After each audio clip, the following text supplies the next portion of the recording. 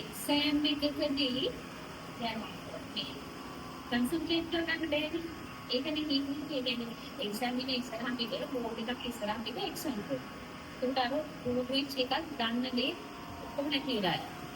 මේ ඒ නිසා තමයි මුල ඉඳලම මම ඔයගලන්ව පුරුදු කරවන්නේ. ප්‍රැක්ටිස් කියන්නේ මේ අපේ මේක සම්පූර්ණ මේක දාගෙන සමවා කියන එක නෙවෙයි ප්‍රැක්ටිස් කියන්නේ. ප්‍රැක්ටිස් කියන්නේ අර්ථයක් තියෙනවනේ. මොන භාවනාව වුණත් අන්දමාන පොළොන් භාවනාව වුණත් පුරුදු කරන්න ඕනේ. ප්‍රැක්ටිස් කරන්න ඕනේ.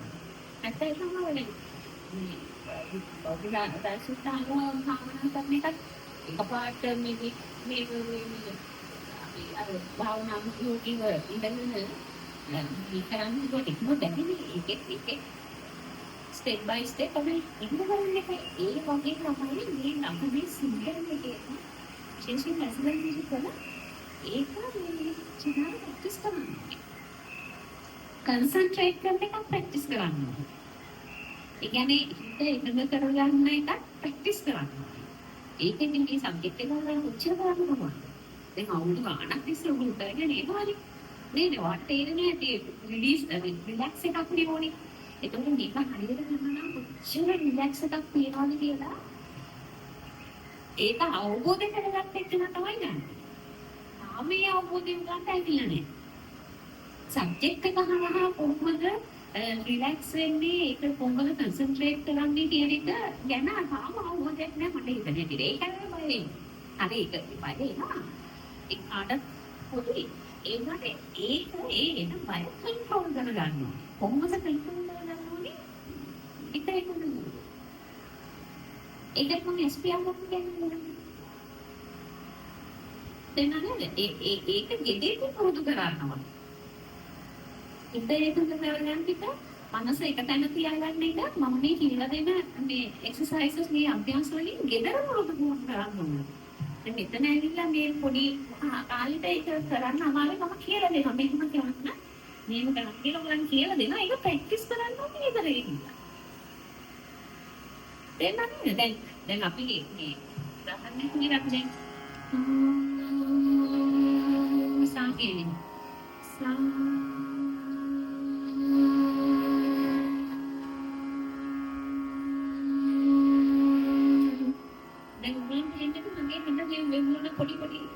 ඉස්සෙල්ලාම දවසේ ඉස්සෙල්ලාම දෙපාර්තමේන්තුවේ වොයිස් එක ඕපන් කරනකොට ඔය වගේ අවස්ථාවක් තියෙනවා.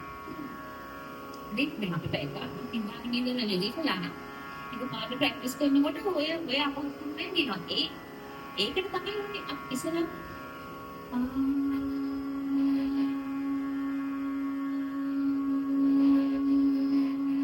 ඒක කියනකොට උන්න මනසේ එන්නෝ ටික තනියකට මේ වොයිස් එක හම්බුනේ ඔයගොල්ලෝ. හුස්ම ගත්තා. හා ඊට පස්සේ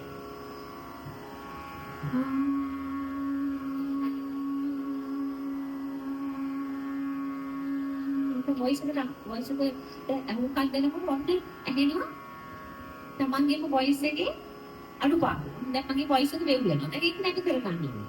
හරිද? ආයෙමත්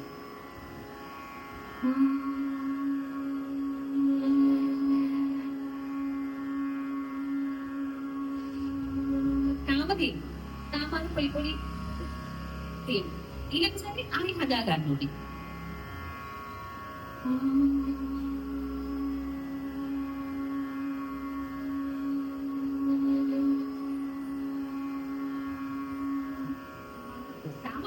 තාම හෙළුනේ.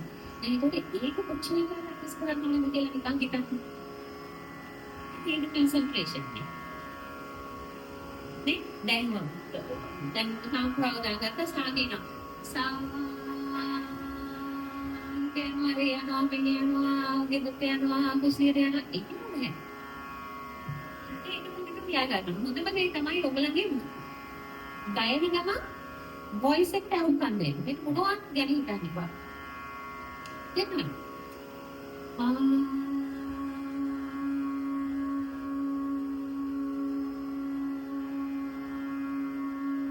මොකද ටිකක් හරි ගියා. දැන් මම ඔයගොල්ලෝ බලන් හිටියේ අනිලෝ මම කන්සන්ට්‍රේට් කරගෙන ඉන්නේ මගේ වොයිස් එකට දැන් ඉතින් මේකම කන්සන්ට්‍රේෂන් එකක් නේ දැන් මේකට අහුම්කම් දෙන්න මේ ඉන්ස්ට්‍රුමන්ට් එකට අහුම්කම් දෙන්න ඒකම සැනසීමක් පිටට ඒක මාර මේ රිලැක්ස් එක අන්න ඒක උගලන් මේකෙන් ඔන්න මේ කිසිදු නේ